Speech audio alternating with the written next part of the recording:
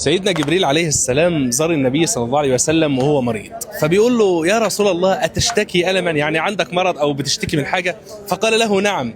فسيدنا جبريل قال للنبي صلى الله عليه وسلم رقية جميلة جدا، رقية لأي واحد مريض أو أي واحد بيشتكي من أي، احفظها معايا وقولها لو أنت مريض أو عندك أي حد بيشتكي من أي ألم أو أي مرض، يقولوا الرقية الجميلة دي: بسم الله أرقيك والله يشفيك من كل شر نفس حاقدة ومن كل عين حاسد، بسم الله أرقيك والله يشفيك إن شاء الله.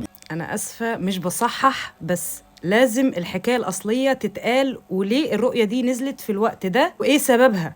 الرسول عليه الصلاة والسلام كان شغال عنده غلام من اليهود، فطلبوا منه اليهود إن الولد ده يجيب لهم من عند الرسول عليه الصلاة والسلام بقايا شعر من المشط بتاعه وكم سن من أسنان المشط اللي الرسول عليه الصلاة والسلام بيسرح شعره بيهم. فضلوا ورا الولد ده لحد ما جاب لهم فعلا المشط وبقايا والشعر اللي باقي جوه المشط اللي مسرح بيه الرسول عليه الصلاة والسلام. واسم الغلام اللي كان شغال عند الرسول عليه الصلاة والسلام اللبيد بن الأعصم. وبعد ما الجماعة دول سحروا الرسول عليه الصلاة والسلام، الولد ده هو نفسه اللي خد برضه السحر وراح خباه في بير تابع لبني زريق، والبير ده اسمه زروان.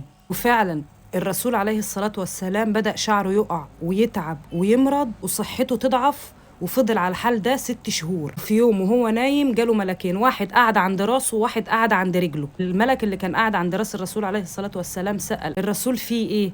رد عليه الملك اللي عند رجله وقال له ده مسحور. سأل تاني ومين اللي سحره؟ فرد عليه وقال له اللبيد بن الأعصمي. واتسحر بإيه؟ قالوا له بمشط ومشاطة، والسحر ده موجود تحت حجر في آخر البير في أسفل البئر. فالرسول عليه الصلاة والسلام سمع كلام الملكين، فبعت علي بن أبي طالب والزبير وعمار بن ياسر رضي الله عنهم وأرضاهم، ووصفوا له المية دي نقاعة حناء، يعني زي المية اللي كان منقوع فيها حنة. فرفعوا الحجر ده لقوا فعلا شعر رسول الله عليه الصلاة والسلام وأسنان من المشط بتاعه ووتر معقود فيه 11 عقدة ومغروس فيها إبر. أنزل الله سورة قل أعوذ برب الناس وقل أعوذ برب الفلق. الرسول عليه الصلاة والسلام كان كل ما يقرأ آية من آيات السورتين دول كانت بتتفك عقدة من 11 عقدة اللي كانوا مربوطين في الوتر ومغروس فيهم الإبر.